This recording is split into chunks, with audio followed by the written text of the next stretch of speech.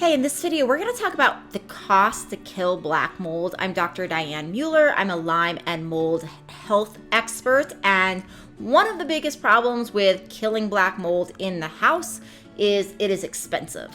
But one of the big costs to not killing black mold in the house is it is connected with so many disease processes. It is connected with fibromyalgia, it's connected with brain fog, with headaches, with migraines, with neurological dysfunction of all types, including dementia and cognitive decline.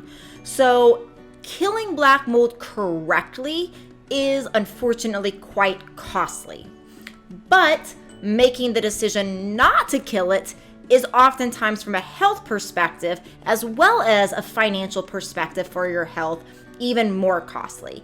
I have one client, for example, that has a huge amount of black mold in her house. She also has ALS and she has a live-in nurse, and it's costing the family a fortune. That if the black mold was caught and remediated correctly years ago, while it would have cost a decent amount of money, it would have actually saved them so much money long term if they could have prevented the ALS from happening, which potentially could be because there are links in research between black mold and these neurological conditions like ALS. So we want to make sure we're taking that very seriously, because what you're going to spend money now to do it correctly could save a lot of time and a lot of pain in the future. I get really fired up about this, and I'm really passionate about this topic because I see so many times people not wanting to spend the money because it does tend to be expensive to do it correctly. And I see so many people not want to spend the money, but it will cost you one way or the other. And if you don't do it, oftentimes it costs so much more. And I'm trying to educate people because I want to prevent this from happening, because it makes me so sad and it breaks my heart. So the biggest problem, I would definitely encourage you to watch some of my other videos on here, like the one on how to kill black mold, because there's a lot of problems doing it DIY. And most people wind up thinking they're doing it, doing something good, they're doing it cheap, and they're making the problem substantially worse. So I cannot even begin to emphasize how big of a deal it is to do this correctly. And make sure you get a really good inspector. I like the crew over at We Inspect. There's some good inspectors out there, but just because an inspector says they're certified does not actually mean they know what they're doing as far as really identifying the mold. So you want to ask more questions when you're really figuring out a good mold inspector. How are they taking samples? If they say they're just doing air samples and comparing air indoor to outdoor and checking humidity, do not use them. The good inspectors that are really designed to find where the problem is, to find all of the problems, are going to do air samples. They're going to do dust samples because a lot of molds are heavy. They fall out of the air.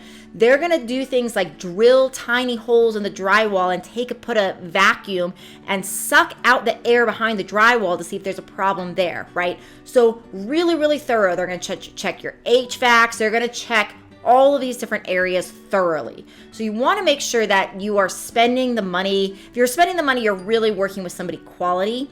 So that's why I'm giving you some insight as far as how to vet these people, or you could use my buddies over at We Inspect. They do a really, really great job over there.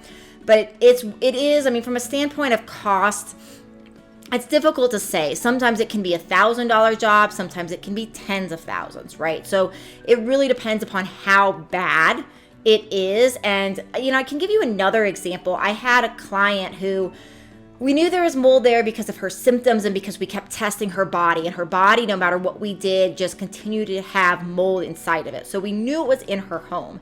She had multiple inspectors come and nobody could find it. And she finally called the people that were higher quality, and they did do samples and found it behind her drywall. Now, despite there being no visible mold, no smells of mold, when the remediators came in, there was one room in particular that it was ceiling to floor, covered across an entire wall, right? And it was like, the way it was described to me, it was almost like just sheets of this mold. So that was not something that multiple inspectors found. It was also not something that was visible via a site or you couldn't smell it, right? So it was going undetected because of all of those things. So you really want to take the time and the effort to work with somebody good, and you're spending the money, spend the money to do it right, because that will save you time, it'll save you money in the long run, and really it could save your life. So if you need help in any way working with your health, because the health can be so detrimental in response to mold illness, please do contact me at my clinic below. We offer free discovery calls to see if we're the right fit for you. I hope this has been helpful. Please do subscribe and don't keep me a secret. Please share me with your friends and family. I'll see you in another one.